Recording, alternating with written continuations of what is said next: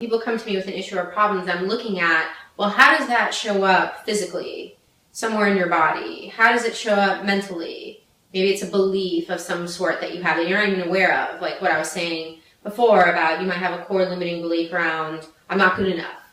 And that might be driving a lot of the behavior. Why do I keep sabotaging myself? Well, if you've already decided that you're not good enough, or you'll never be successful, or maybe even I'm a failure, right? Then you're going to tend to subconsciously create experiences for yourself that to prove to yourself that you really are a failure. So unless you go in there, it's kind of like a software program, unless you go in there and change that program, you're going to keep repeating the same behaviors that are not going to get you what you're desiring to create.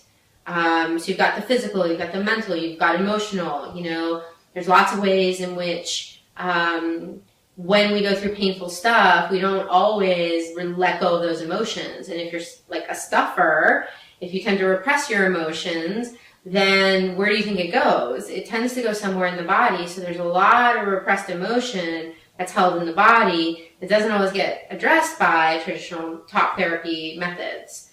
And then you've got the spiritual, how much of something like an addiction, for instance, is really a spiritual condition. In other words, my life doesn't make sense. I have no meaning or purpose in my life.